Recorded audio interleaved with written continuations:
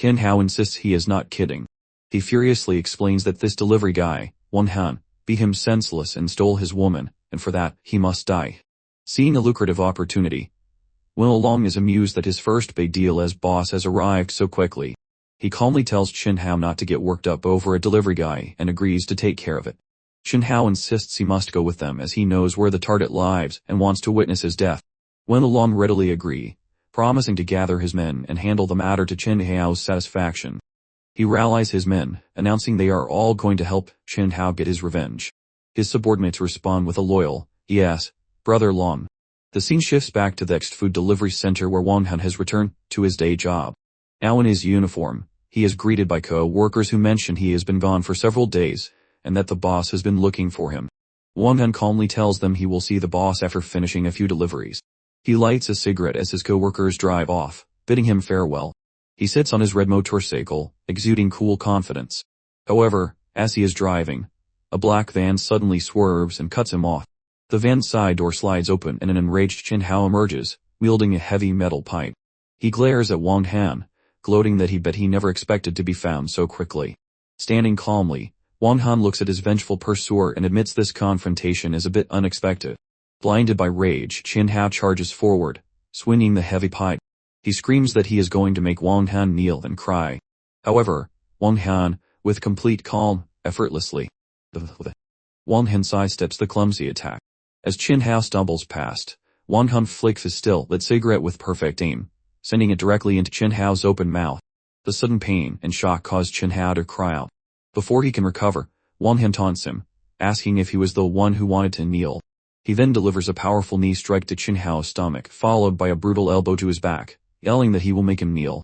The series of blows is too much, and Chen Hao collapses to his knees in agony. Humiliated, Chen Hao screams at the tattooed gang leader, Wen Long, demanding what he is waiting for and reminding him he wasn't paid to just stand by. On cue, Wen Long and his subordinates emerge from the van. Lighting a cigar with a smug expression, Wen Long remarks that he is curious to see if all delivery guys are as tough as this one. From the ground, Chen Hao adds a cruel order, telling them not to kill Wang Han quickly. He wants him tortured slowly to suffer a fate worse than death. Wen Long approaches Wang Han.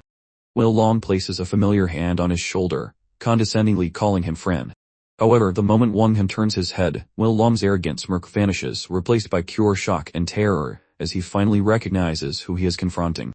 Reacting instantly, Wang Han furiously asks who he thinks he is calling friend. He grabs Wen Long by the head and brutally slams his face down onto his own lit cigar, burning him.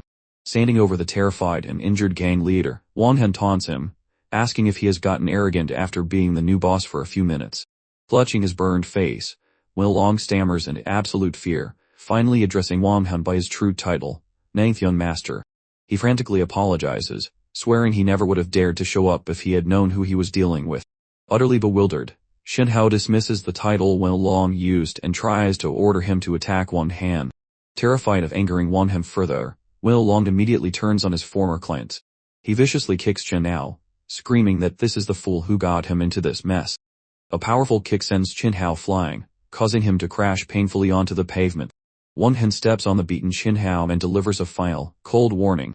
He tells him this is the last time, and that if he values his life, he will never provoke him again. Through his pain, Chen Hao stammers that he understands. Wang Han then adds a more severe threat. He reminds Chen Hao that Suki is his wife and warns him to stay far away from her. He states that this time he only broke his hand, but next time he will not be so fortunate. To emphasize his point, he grinds his shoe onto Chen Hao's bandaged head, causing him to cry out in pain.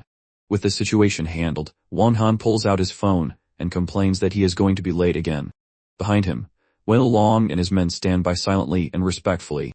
As Wang Han prepares to leave, a dazed Chen Hao struggles to his feet. Still not understanding the situation, he yells at Wen Long, demanding why he couldn't even handle one delivery guy. Wang Han turns back to face his former client, with a grim expression. He tells Chen Hao that the man he calls a delivery guy is someone he can never afford to offend, trying to make him understand the immense power he just challenged. Continuing with his deliveries, Wang Han arrives at an old, run-down apartment building. As he walks down the dim, grimy hallway carrying a food package, he comments to himself on how dilapidated the place is. He finds the correct apartment and knocks on the door. The door is answered by a disheveled man with messy blue hair and a menacing look. Han professionally tells him the total is 20 yuan and asks if he will pay with cash or a code. The man curtly replies that he will pay with cash. As the man fumbles for money, Han's expression grows suspicious. Sensing something is off, his suspicion is confirmed when he glances past the man into the dark apartment. He sees a terrified woman with torn clothes in the background, desperately trying to signal for help. She is being held captive. Before she can make a sound, another man strikes her across the head, knocking her down and telling her to be quiet. Witnessing this, Han's demeanor instantly changes. The blue-haired man tries to pay him and get rid of him, angrily telling him to get lost and that what is happening is none of his business. He then slams the door shut. Inside, the two criminals panic, realizing the delivery guy saw everything.